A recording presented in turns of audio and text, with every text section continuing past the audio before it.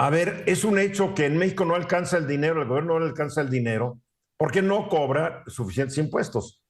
Y porque la mayoría de la gente no paga impuestos. Cuando pensamos que el 60% de la población está en la economía informal, pues ni modo esperar que estoy en la economía informal, pero voy a pedir mi alta en Hacienda y mi declaración. Pues no, por eso están en la economía informal. Muchas empresas están en la economía informal y el peso recae sobre quienes pagamos impuestos. Asalariados, profesionales independientes que estamos atrapados por Hacienda, empresas que están registradas ante el SAT, etcétera, etcétera. A ver, y somos uno de los países, vamos a decir que en medio vías de desarrollo, como dicen, de desarrollo intermedio, porque algunos nos ponen de alto desarrollo, en donde menos influye el impuesto para financiar a un gobierno, mi querido Ramsés. Sí, y creo que lo que acabas de comentar es algo muy importante, porque viendo los datos del salario que se tienen dentro del Seguro Social, cuando hicimos la revisión del año 2000, existían entre casi el 32, entre el 30 y el 35% de personas que ganaban hasta 2 salarios mínimos en el Hoy, Seguro Social. hoy son el 60 y tantos, ¿no? Hoy es casi el 60%. Este indicador, como nos acaban de comentar, y está muy contento todo el mundo que subió el salario mínimo, pero la pregunta aquí es, no importa cuánto salario mínimo te suban o el volumen de la cantidad de dinero, sino es cuántas veces te pagan diariamente de salarios mínimos, y eso puede incrementar el poder adquisitivo y el PIB per cápita de cada individuo. O sea, En lo México, importante el es PIB per cuánto cápita. ganas a fin de cuentas, ¿no?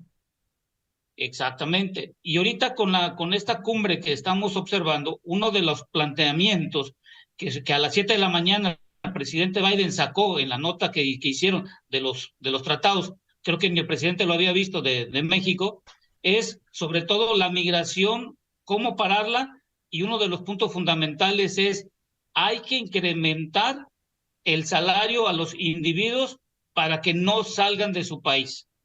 La pregunta aquí va a ser, Eduardo, los que están dentro de la formalidad tendrán la capacidad de aumentar el salario, y ese aumento de salario tarde o temprano va a caer al consumidor final, que tiene que pagar ese incremento.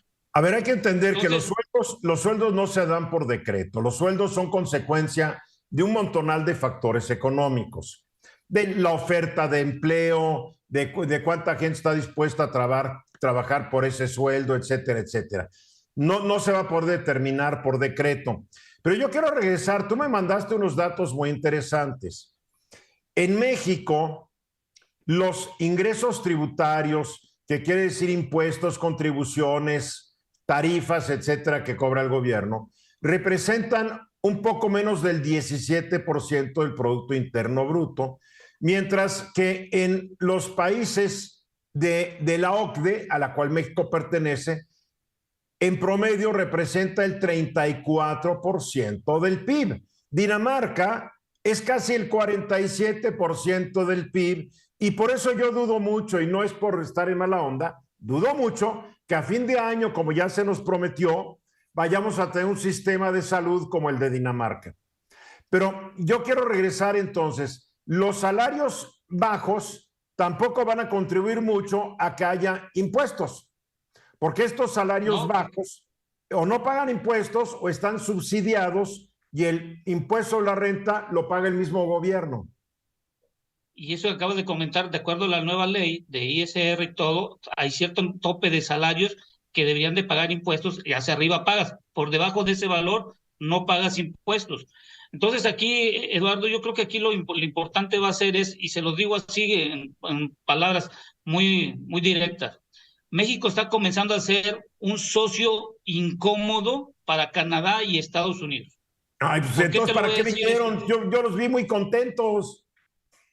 No, yo te voy a decir una cosa, en el sentido común, cualquiera de nosotros no vas a firmar un contrato en donde te digan ciertas cláusulas, vas a tener que pagar cierta cantidad de dinero por no cumplir con ellas. No sé en qué cabría que firmamos un acuerdo y ahora no queremos cumplirlo y vamos a pagar. ¿Por qué te digo esto? porque a Estados Unidos le salió muy caro irse a China por la mano de obra que era barata en su momento dado. Y en México no aprovechamos para poder subir las veces de salario mínimo cuando tuvimos la oportunidad de dejar de ser, y lo voy a decir, robot de maquilación de tecnología. China lo que hizo es que aprovechó y hoy está el tú por tú en tecnología, y en México solo somos robot con un precio de mano de obra calificada por debajo, y lo vemos en los datos del Seguro Social, bien, donde casi de 10 personas, 6 ganan menos de 2 salarios mínimos. México nunca dejó de ser un país maquilador fundamentalmente, como lo era en los años 60. China hizo un esfuerzo nacional, hay que decirlo. China tuvo una estrategia. China le dio la bienvenida irrestricta a la inversión extranjera a su país. No le puso condiciones de que 51% chino y 49% extranjero. China hizo todo muy bien, por eso se fue todo el dinero para allá. Si ahorita el dinero se quiere salir de China, más que nada por razones políticas, porque ya vieron que China ha crecido mucho, está muy fuerte, y por el otro lado, porque el progreso de los chinos fue contribuyendo a que los salarios cada vez fueran mayores. México no hizo la tarea, México no le entró al mundo globalizado hasta muy tarde. Cuando las empresas electrónicas de Estados Unidos buscaban un país con mano de obra más barata, vinieron a México y México les dijo, no señor, 51% capital mexicano y 49% extranjero. Se fueron a Japón y Japón aprendió a hacer artículos electrónicos. Lo mismo vimos en la industria automotriz, cuando todas, menos las estadounidenses y Volkswagen, se fueron de México. México lo ha hecho con las patas. Todo por este nacionalismo y soberanismo absurdo que sigue prevaleciendo. Liliana. Sí, y también creo que tenemos que estar conscientes que ese aumento en el salario, además de, o sea, sí ser un tema positivo, o sea, no es algo que va a disuadir a la gente a irse a Estados Unidos, ¿no? ¿Cuántas veces tendríamos que subir el salario para que las personas dejaran de querer ir a Estados Unidos a ganar tanto más y a tener una vida, digo, entre comillas, mejor? Porque, bueno, pues les permite además mandar remesas para sus familiares, ¿no? Entonces, así como que este aumento de salario no sea competitivo, yo creo que no. Sí, porque estos planes de inversión para que la gente no se vaya de su zona, estás hablando de que van a crear empleos súper bien pagados. No, van a crear empleos entre que te mueres de hambre o medio que te mueres de hambre. No son los grandes empleos, no suficientemente bien pagados para retener a la gente en sus lugares de origen. Hugo. A mí también se me hacen proyectos idílicos, ¿no? El hecho, lo poco que se hace para que la gente se quede en su lugar. La dinámica de la migración a nivel mundial y más como se ha incrementado en la última década, pues prácticamente es imparable y por múltiples razones. Hay factores gigantescos. Ahora, por otro lado, China, con un país como 10 veces más grande. El principal es la inseguridad, porque tú no veías centroamericanos pelándose en sus países antes de que llegara la inseguridad. Se la llevaban, pero sí. Oye, a que te maten, a irte, pues te vas. No, por supuesto, pero la migración tiene muchísimos factores, digo, no van a poder hacer gran cosa, eso es a lo que me refiero. Por otro lado, China, ¿por qué puede hacer eso con un país 10 veces más grande que México? Por un régimen totalitario, hay que decirlo también. ¿Quién sabe a cuántos millones se ha ido al panteón por esto, no? Eso sí, Álvaro. Mira, yo creo que el tema es complicado, habría, como dices tú, Eduardo, que basarse un poco en cifras.